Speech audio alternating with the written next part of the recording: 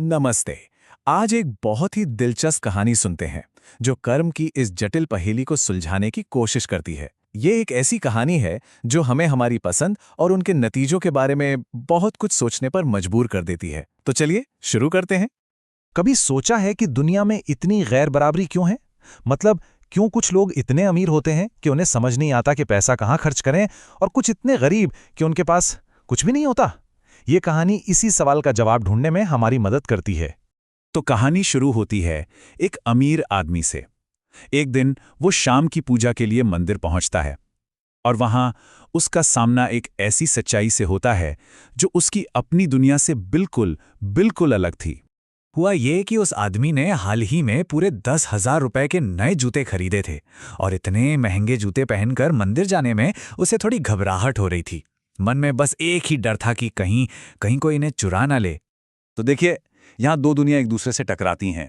एक तरफ वो अमीर आदमी जिसे अपने 10,000 के जूतों की चिंता है, और दूसरी तरफ ठीक वहीं मंदिर की सीढ़ियों पर बैठा एक भिखारी जिसके पास शायद खोने के लिए कुछ भी नहीं था। अब वो अमीर आदमी कुछ ऐसा करता है जो किसी ने सोचा भी नहीं होगा। वो सीधा उस भिखारी के पास जाता है और कहता है, भाई जरा मेरे इन जूतों का ध्यान रखना, मैं बस भगवान के दर्शन करके आता हूं। सोचिए, उसने अपनी इतनी कीमती चीज एक अनजान व्यक्ति के भरोसे छोड़ दी। तो अब कहानी आगे बढ़ती है।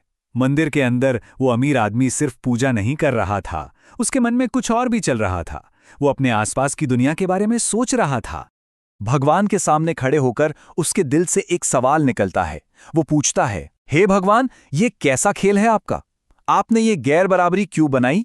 मेरे पास 10,000 के जूते हैं और बाहर बैठे उस इंसान के पास कुछ भी नहीं। और बस उसी पल मानो उसे कोई जवाब मिल गया हो। उसके मन में एक ख्याल आता है कि सिर्फ सवाल पूछने से कुछ नहीं होगा, उसे खुद कुछ करना होगा, एक फैसला लेना होगा। वो मन ही मन एक पक्का इरादा कर लेता है। वो सोचता है, मैं बाहर जाकर उस भिखारी को 500 रुपए दूंगा। उसे लगा कि ये एक नेक काम होगा और शायद इससे उस इंसान की थोड़ी मदद हो जाएगी।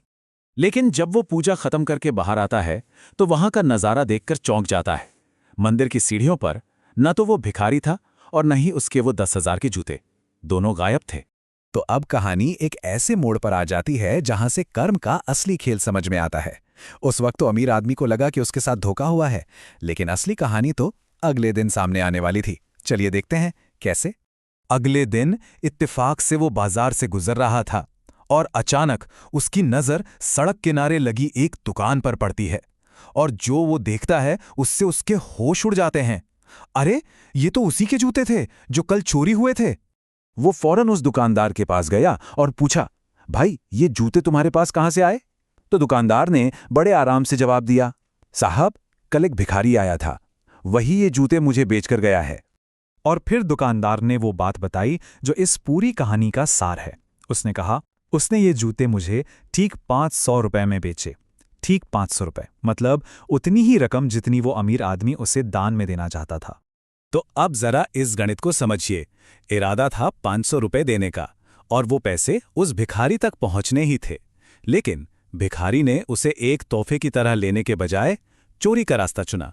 पर नतीजा वही रहा, उसे मिले 500 रुपए ही। ये कहानी सिर्फ एक अमीर आदमी और भिखारी की नहीं है।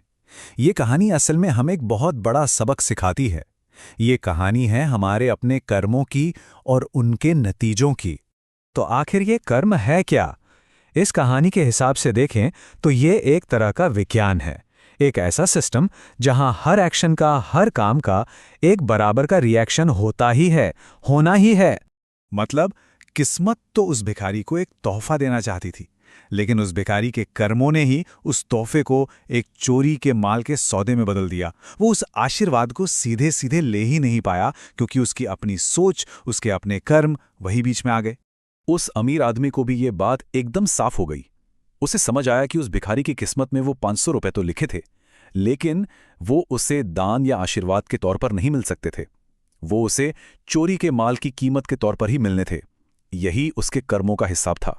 तो आखिर में ये कहानी हमें एक बहुत बड़ी और शक्तिशाली सोच के साथ छोड़ जाती है कि हमारे जीवन में जो भी हो रहा है, अच्छा या बुरा, वो कहीं ना कहीं हमारे ही कर्मों का नतीजा है। कोशिश यही होनी चाहिए कि हमारे कर्म ऐसे हों कि जब कोई कहे कर्मों का फल तो मिलेगा, तो वो एक आशीर्वाद लगे, कोई बद्दुआ